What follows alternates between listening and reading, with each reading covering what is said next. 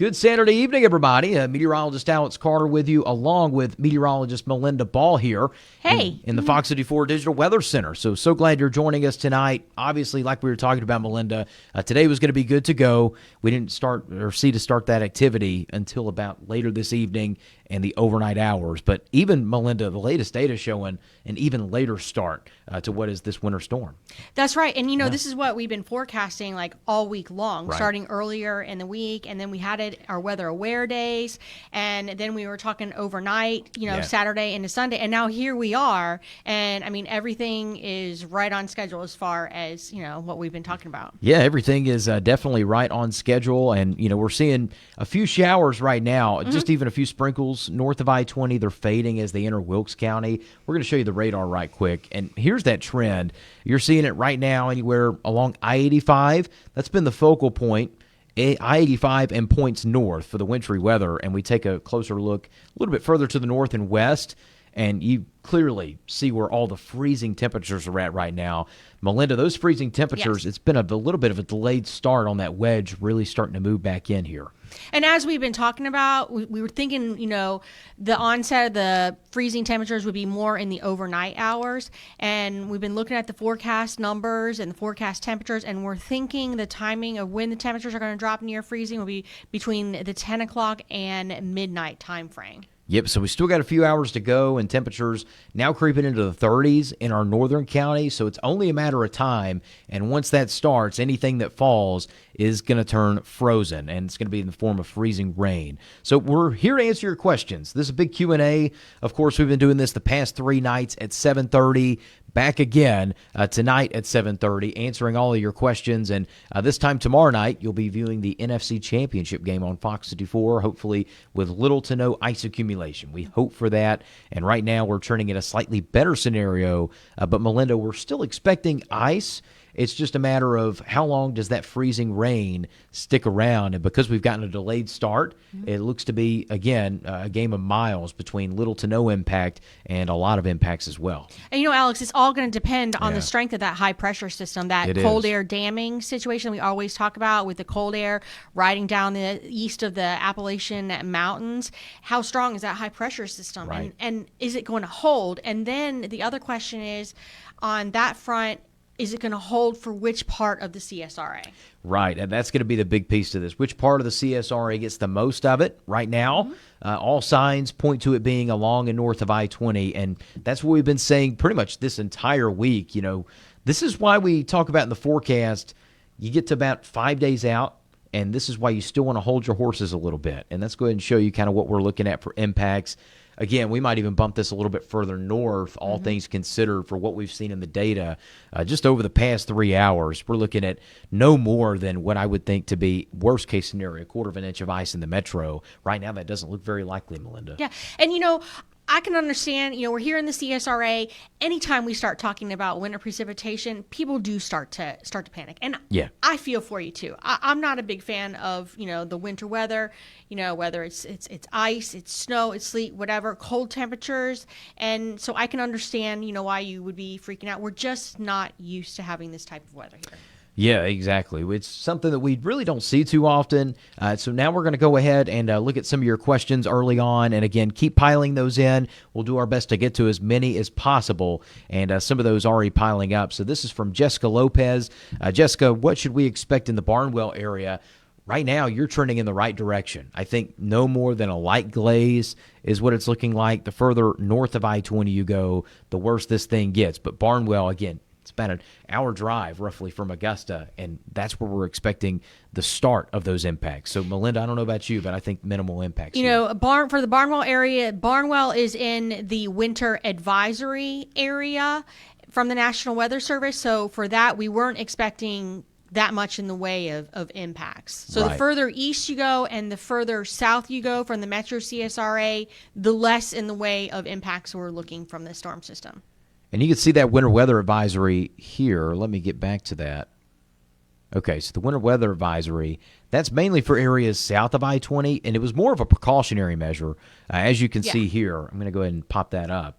And there it is, that winter weather advisory pretty much for Glasscock, Jefferson, Burke, Jenkins, Screven, Allendale, Barnwell, Bamberg counties. And again, it's more of a precautionary. That light glaze can't be ruled out. A few patches of ice on the roadways. But overall, the biggest impacts are going to be felt from the Augusta Metro and points north. And that's going to start to happen really over the next, I would say, 12 to 18 hours. And past that point, looks like the wedge might start to retreat a little bit. But that's the part of the forecast that we've been touching on this whole time is the wedges are tricky, and the models do a very poor job of depicting just how strong the wedge could be and how long it could erode some of that cold air. Speaking of the wedge, here's what Sunday looks like.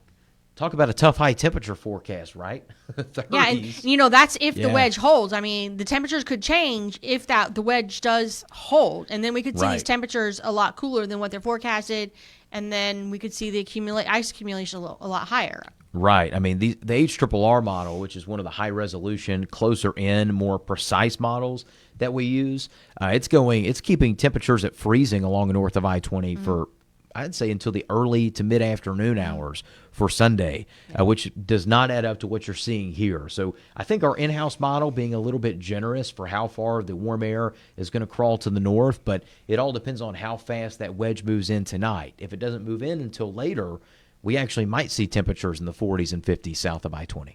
And the bottom line, Alex, for folks, is I just think you don't need to be out on the roads overnight tonight and into early tomorrow morning. Right. Just stay off the roads, period. Just stay home. Enjoy some time with your family. It's Sunday, and that's to keep you safe. You don't want to be out on the roads when you've got these icy conditions and the freezing conditions. The bottom line, it's just not safe. And besides, we got the brine on the roads, and we got the salt out on the roads, and you don't want to put all that on your car either. Right, and lots of great prep from GDOT and, of course, the CSRA entities as well, doing a great job getting ahead of this storm, just in case of that worst-case scenario. We were talking about the totals on our ice accumulation map. On the lower end of that range was going to be the more realistic scenario. And then on the right side was going to be that worst-case scenario in the event that the wedge didn't break. Fortunately, right now, I think those realistic scenarios are looking more and more likely as we head into Saturday night. And a couple more questions here this is from Henry Rainey.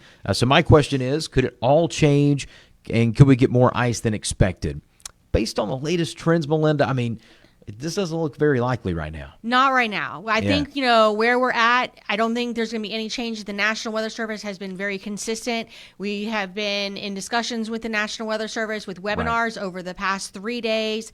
And really, they've been very consistent with, the model output and these accumulations.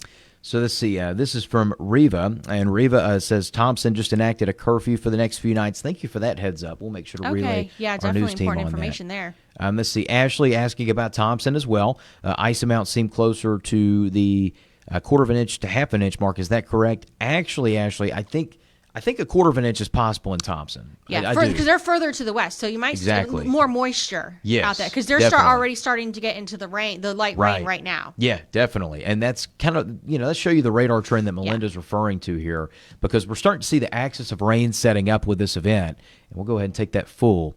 There's your rain, and this is anywhere along I-85 and now pushing just to the south of that.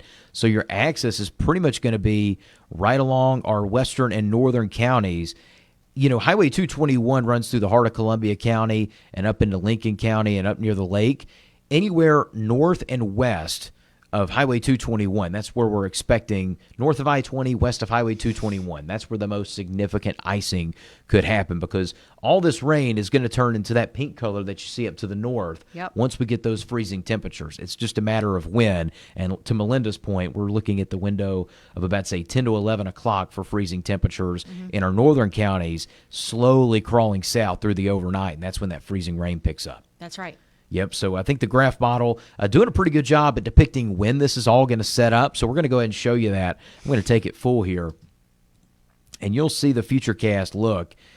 Anywhere from, say, midnight to 2 p.m. or 2 a.m., that's when we're really starting to see some of that moving in. And this is all freezing rain, and you see the freezing line where it sets up. Millen, Swainsboro, Sylvania, even Allendale, still right at and just slightly above freezing. So the freezing line is going to be a tough pinpoint forecast. But as you'll see from our graph model, you're going to notice accumulations mainly stay along Louisville, Waynesboro, Barnwell points north. The heaviest accumulations along and north of I-20. So Sunday morning, all that freezing rain is going to be happening. And we're going to see most of this tapering off by no later than 9 to 10 o'clock in the morning. And then we get a breather in the afternoon. So, Melinda, once we get to that breather, what are some caveats that we're looking at in the forecast? Could that wedge break or could it hold? What are your thoughts? Those are definitely, two possibilities. And it's a really tricky forecast because with these cold air damming situations, models always want to break down that high pressure system.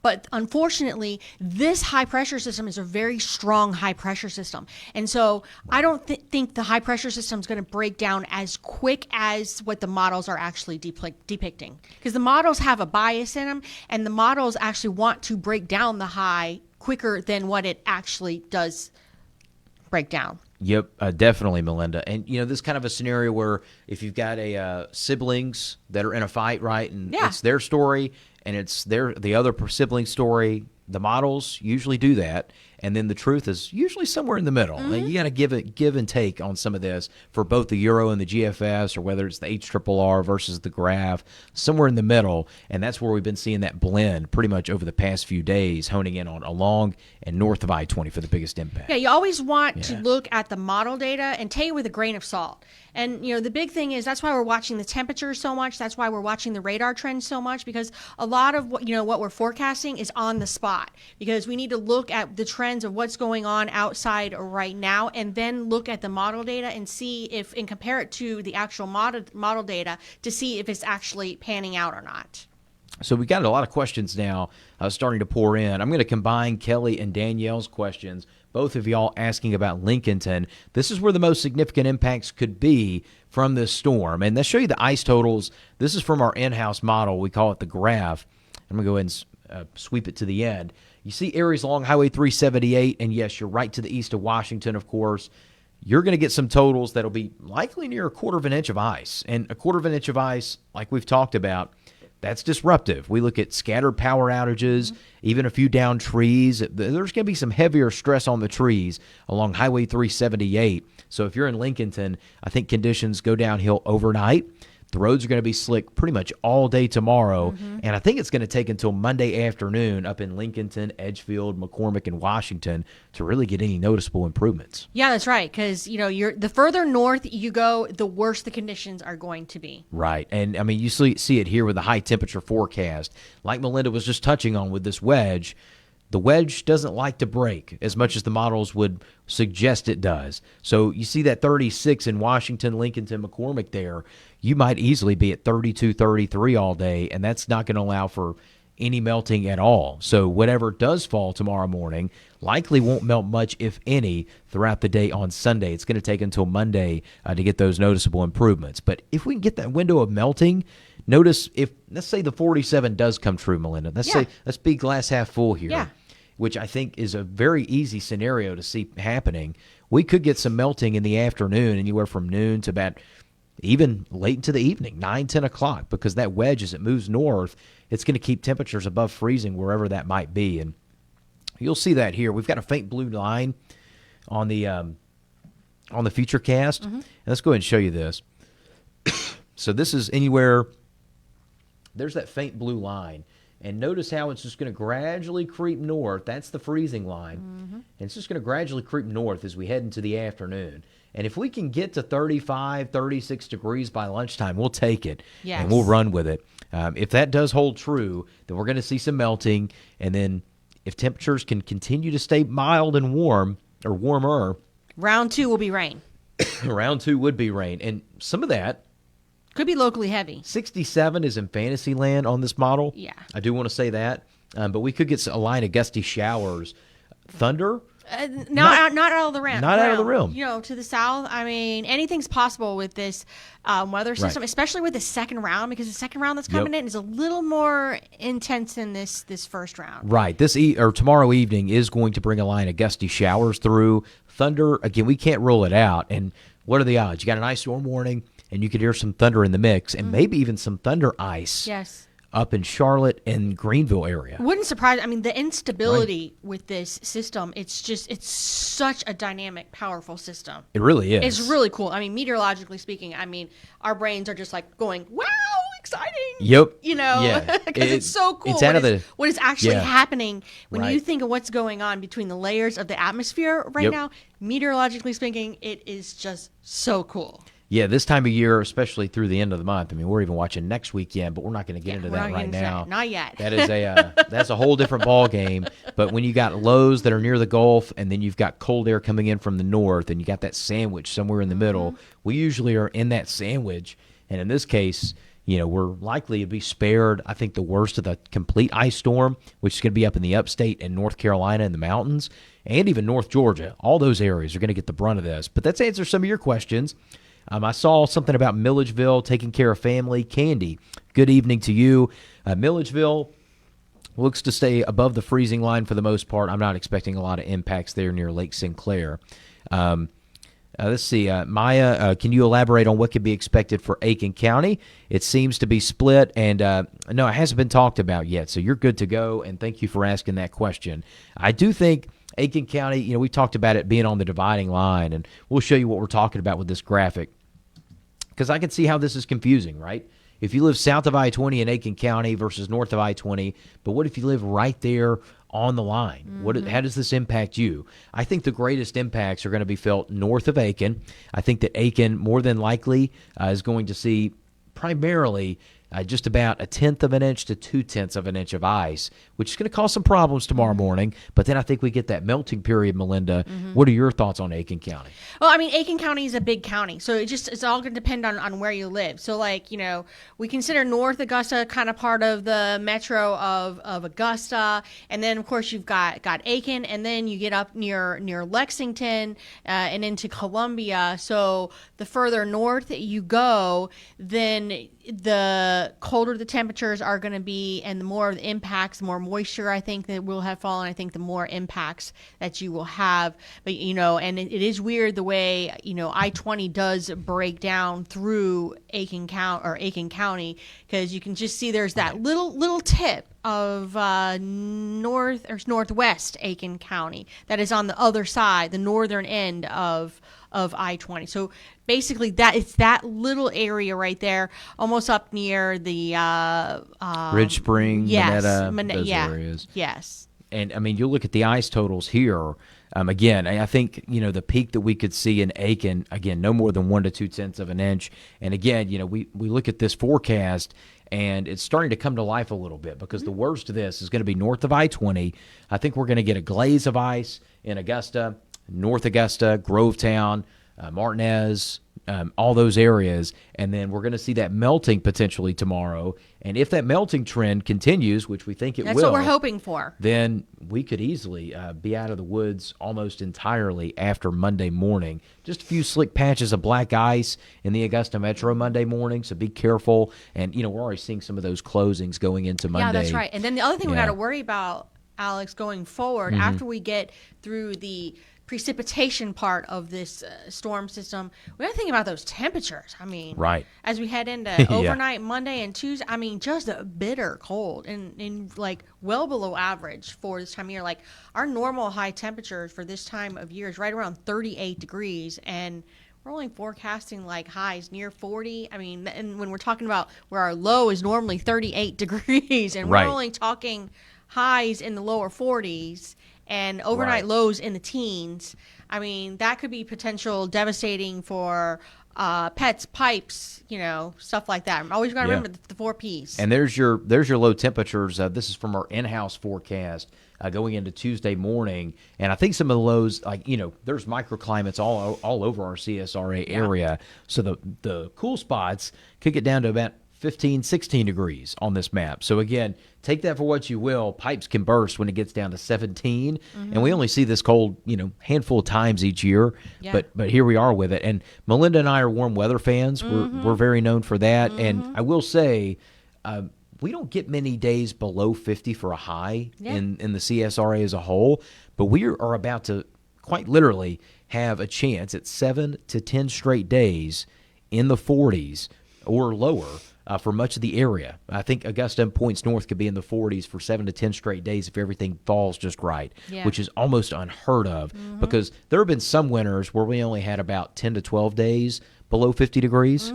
And here we are. We're going to nail that in 1 week. Yeah, our normal high temperature for this time of year is 58. We live in a warm place. I mean, really. And it's not very warm right now. No, and it's not very warm right now. So if you're, I posted earlier on Facebook, I said a heat index of 105 sounds mighty nice right about now. Yes, I'll take it. I think I would sweat take that. some. As long as the air conditioning's available, I think we're all good, right?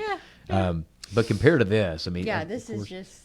Of course, you could say the opposite, right? Of course, you could say the opposite. Of course. Maybe you like the cold weather. Maybe you like the cold and the dry skin. Yeah, right. The runny nose. The chapstick, the flu. I'm just kidding. Nah, of course. And all in good fun. Of course. I mean, in the heat, it does get annoying as well, especially if you got to be outside in it all day. We know how that is. But in this cold, it doesn't help much either. So we are expecting a cold week next week. Temperature's going to be in the 40s for all of it. It is going to be a very cold stretch. And, again, we're going to be monitoring, just how cold it can get on Tuesday morning. That likes to be the morning where we have impacts to pipes. We could see lows right around 20 late next week, too. That's what we've been watching. And on top of all this, next week, obviously a forecast that we're keeping, we got it from the binoculars point of view right now. But we're watching it. If you're model watchers and you're looking at next week saying snow MG, well, let me tell you, the latest runs today have pushed all that south. That's why you can't. It's like that's why you take the model data with a grain of salt. With a grain of salt. Because if you looked at yesterday's model days, you've been like, oh. And now it's a whole different. And then today it's a whole different. But tomorrow we're going to get a whole different set of model data. So right. We'll we'll see about it, and we'll know a lot more once we get to about Tuesday of next week into Wednesday of next week. That's when we start to really see some trends that are concerning or either not concerning. As for McDuffie County, Megan, thank you for your question.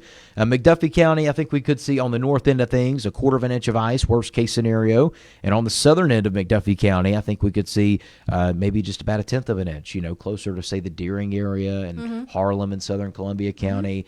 So McDuffie County is right in that zone where the north end sees something drastically different than the south end potentially. Yeah, that's right. And they're in it because I-20 cuts like right through Yep. McDuffie County, so it just depends on where you are in McDuffie County. That's right. I love this comment from Candy here. She says, if you want a blizzard, go to DQ. There we go. I like that. I'm going to join you at DQ for that blizzard. How about that? The sugar cookie blizzard was actually really good. I'll take the Oreo. I think or anything with Reese's. Good. Ooh.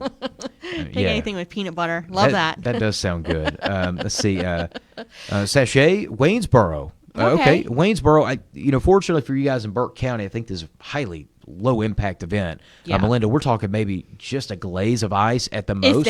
If that. And then it's going to melt. Whatever did accumulate would melt with the snap of a finger starting tomorrow afternoon. Maybe even late tomorrow morning in Burke County where the wedge is really trying to nudge northward. So in Burke County, Waynesboro, Girard, Sardis, Midville, Vidette, any of those communities, Keysville, I don't think we're going to see a whole lot in those areas. And honestly, for that area, the Weather Service put that weather advisory in effect just in case. They're just kind of covering their butts on that just in case something a little more does happen there. So it was just kind of put out as a precautionary tale, if you will. And that's the thing is we always want to prepare. We always talk about this a lot. We always want to prepare one level above what you might actually end up seeing. So if you see 1/10 inch of ice, prepare for a 1/4 inch. Yeah. If you're going to see a 1/4 inch of ice, prepare for half an inch. And just make sure you're prepared one level above because, like we saw with Helene, any wobbles east from that upper level low, such a complex forecast there in September of 24, any wobbles east, and those gusts were going to pick up, and that's exactly what happened. Yeah. So, 70-mile-an-hour gust that we expected ended up being 100 to 100 plus in many instances. Marion Evans, let's go ahead and talk about Marion Evans. Let's go ahead and talk about that because Columbia County is very much like McDuffie County, where you go up. You got I-20 cutting right across as well. Exactly. So you've got Harlem on the south side, and then you've got Mistletoe State Park going up near the lake, and those areas couldn't be more different for this particular setup. Now, I think areas over the lake probably have the possibility of more impacts. I think colder temperatures, and more precipitation. Whereas you go the farther away from the lake down to the south, I think, less accumulation and warmer temperatures. Yep, spot on. I think that's the case. And, we're looking at anywhere from, I would say, 1/10 of an inch of ice down towards Harlem, southern Columbia County, and then up near the lake, you could see up to 1/4. And there is going to be a fine line somewhere in our area where we hardly see anything, and then we see a lot of something just a hair to the north of that. And the bottom line, we're not going to want to be out on our boats right now on the lake because it doesn't feel very good outside with these cold temperatures. No, it does not. And the water temperature at the lake is like 50, 51 degrees right now. We're not going to be swimming in that anyways. And, we talk about water temperatures and different influences, ground temperatures, road temperatures. Latest road temperature data came out in the 40s. That's great. That's awesome. That's going to keep that ice accumulation from happening on the roadways. So that's really good news. And, we were concerned about that with some of these colder mornings early in the week. How was that going to prime the ground? And fortunately, the mornings warmed up a little bit as we headed through later this week. Cloud cover is something that's underestimated in the forecast because I feel like last night would have gotten 10 times colder had we not had the cloud cover. The cloud cover kept us in the 40s, allowed us to jump up to the upper 40s in a couple spots today. That's what's delaying the start to all this. That's right. Tonight, so that's good news there. Let's see, Jefferson County. Yep, looks clear in Jefferson County to me. I think anywhere from Rennes down to Wadley. Rennes would be the area where we would see maybe 1/10 of an inch. Yeah. And then you go down to Wadley and Louisville, hardly seeing anything. I mean, you might hear the freezing rain. I mean, you might see coating on the trees, maybe at that. Downtown Aiken, I'd say up to maybe 2/10 of an inch of ice max. Yeah, max. I don't see a lot. I think there. from exit 5 northward, 1/4 of an inch max.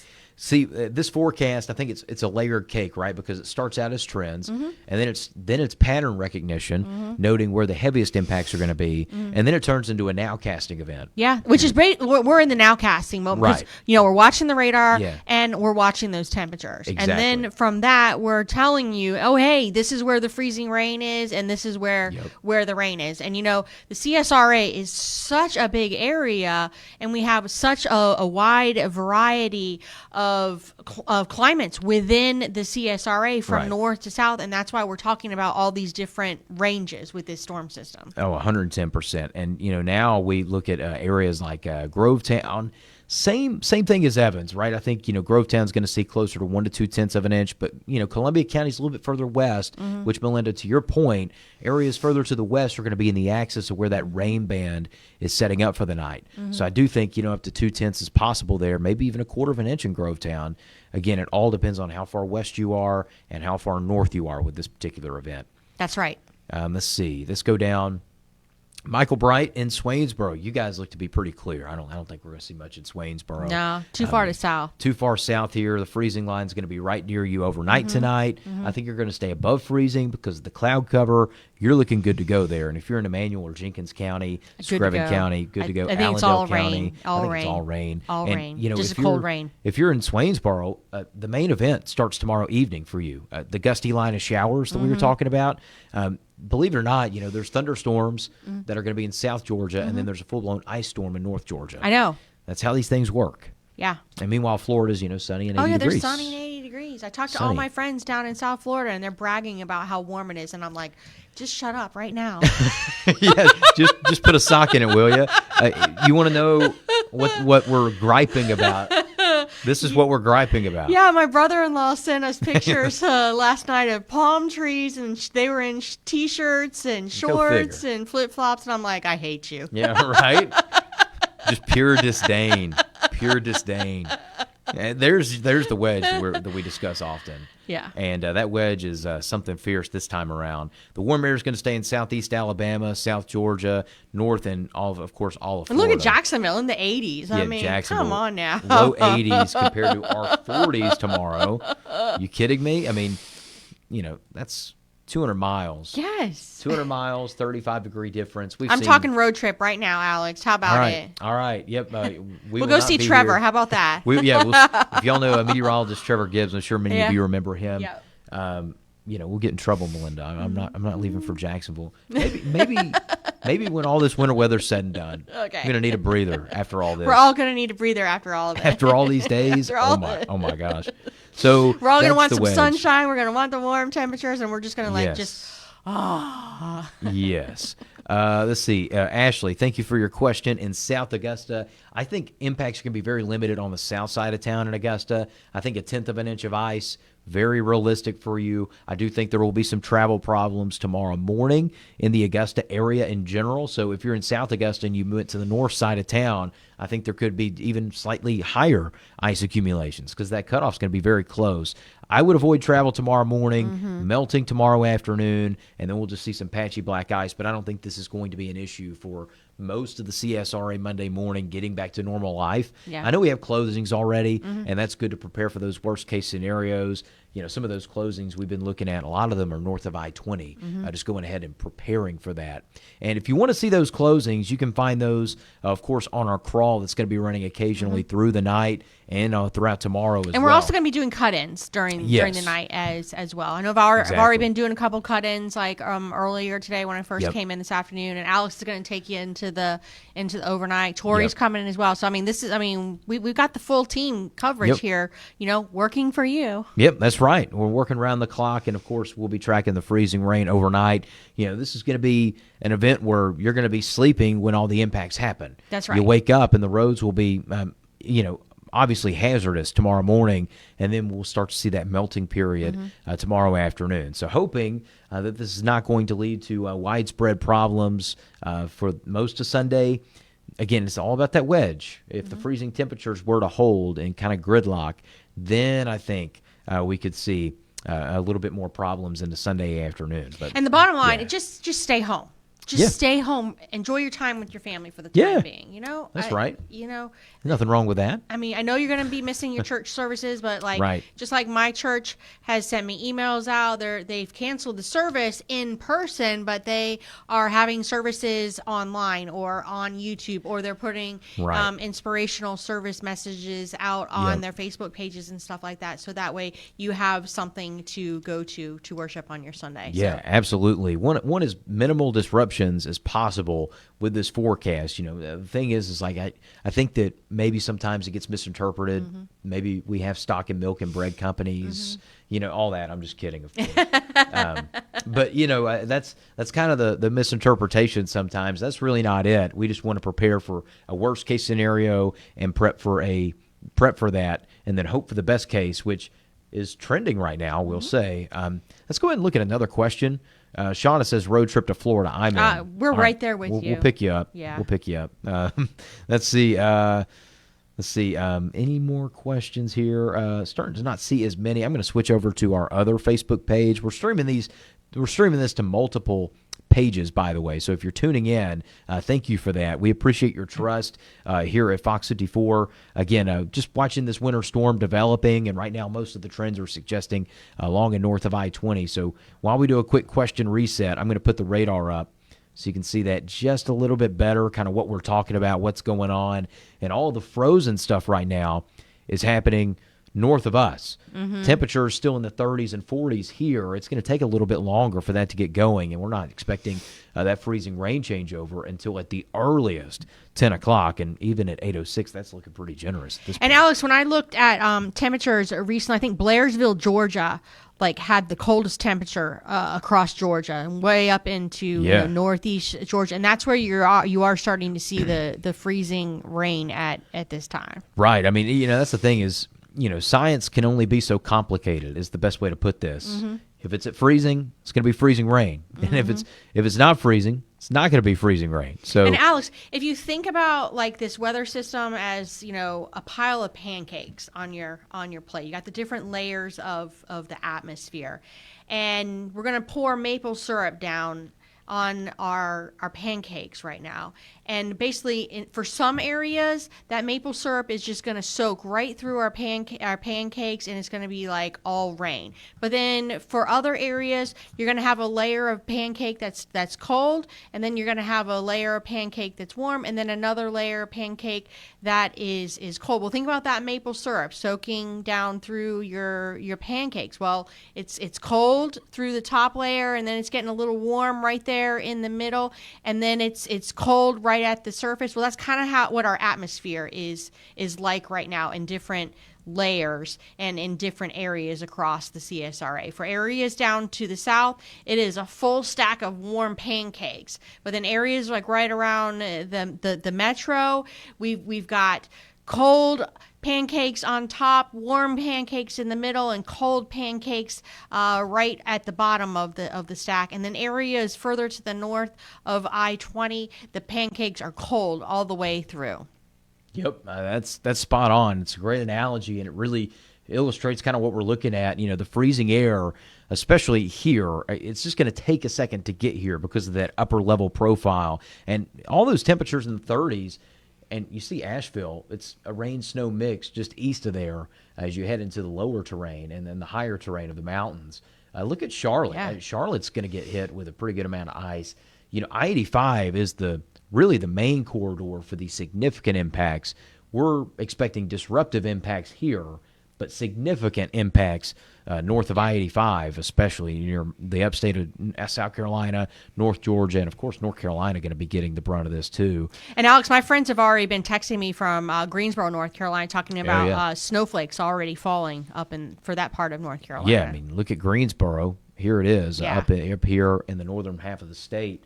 And look at that, some heavier bands. Mm-hmm. You can see that line where we're expecting that warm layer is happening. The warm layer is happening all up to the north of us right now. Mm-hmm. I mean, anywhere from Knoxville to Nashville. You do not want to be in Nashville traveling. That's right. Think about those pancakes again. It's like cold on that top layer, right in the middle it's warm, and right at the bottom it's cold again. So when the maple syrup's coming down, it's cold, and then it's freezing coming down, and then it's warming up, and then it's freezing back again as it's hitting the ground. We've been mentioning this warm nose, Melinda. We've been mentioning the warm nose feature, and it doesn't look like a nose right now. No, not really. It's kind of like just a little lump. What we were expecting is more of this right here. Mm-hmm. And it just hasn't begun to form just yet. And that cold air is really taking a second to form.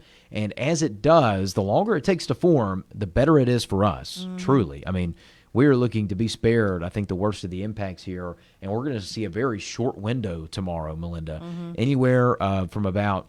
And we're going to get some more data coming in about an hour on the high-resolution model. But we're going to see about, I would say, at this point, maybe an 8-hour window of freezing rain accumulation. Yeah. 8 hours. That's not a lot. I mean, we were thinking maybe 12 to 18. It could have been 10 to 12. Yeah. And that would have been a longer time frame for this to really be problematic. Fortunately, it doesn't look like it right now. So we're going to answer a couple more questions before we get off here, and then we'll move forward. Let's see. Not many more questions. But we appreciate you joining in tonight and listening to us talk about the weather here. Glad you guys have been weather aware with us because, that's the main thing we wanted to let you know as we've been forecasting all week long is know that this is a possibility. Right. And that's why we have that branding, weather aware. Yep, 100%. We don't want to ever scare you. We don't want to hype. We don't want to do anything like that.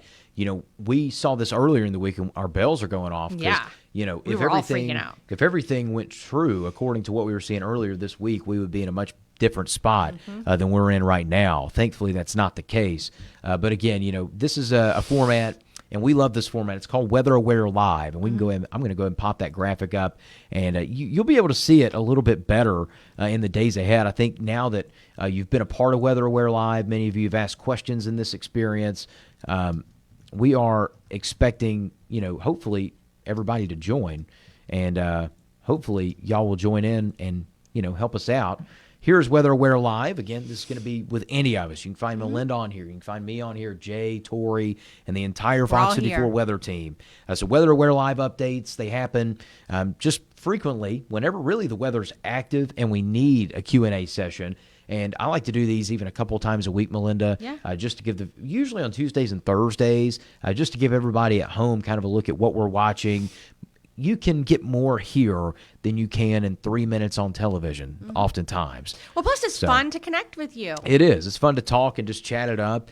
And, you can get more of the whys behind the forecast because we have more time to talk about the whys.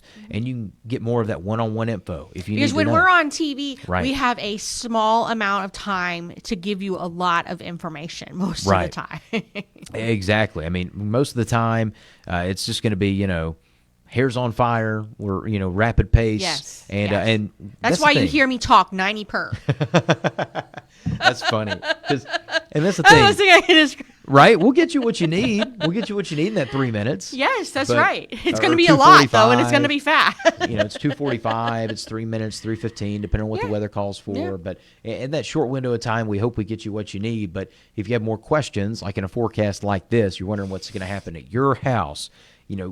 Before the digital age, We really didn't have this. There was no asking Yeah. what's it going to do at my house, and you get a direct answer. Now, again, we're not going to get to every single question, but we try our best to, and that's the goal of this Weather Aware Live segment that you see from our digital center. So, again, thank you for joining us tonight. Yeah, thank you. We've enjoyed this. Yeah, we appreciate it. And, of course, we got more updates to come. I'll be going live on Facebook once the freezing rain really starts to kick into high gear. Forecaster Tori Smith's going to be in later tonight. We'll continue with the on air doing the cut-ins. Yeah, you'll see it's the top of every hour. We missed this hour because we're here with you on digital, but we're going to be at the top of every hour coming up at 9 o'clock, coming up at 10 o'clock, and all through the night. So be sure to tune in for updates. And again, we're going to keep you weather aware all through this event. Again, this is not 2014. We're going to leave you with that because I think people think we're going to get 2014 all over again, and we've been because emphasizing. people have the memories of that. And Exactly. it's very vivid. Right. When they think ice storm, they remember 2014. That's Exactly. what comes to their mind. And that's the thing is, if you see some post on Facebook, they're going to make you think it's doomsday, snowmageddon, iceageddon. But whatever that's you why wanna we're call it. here to try and settle you down. Right. We try to curb the hype and give you some facts and give you some useful information for your forecast. So And that's why we're here working for you. Yep, that's it. That's why we're here. So ask away. We'll look at some questions through the night as well. We'll be back on live stream. And, of course, we'll be here on Fox 54 at the top of every hour with the latest updates. So make sure to join us there. Stay safe. Have a great night. And we'll talk to you very soon with another update. Bye.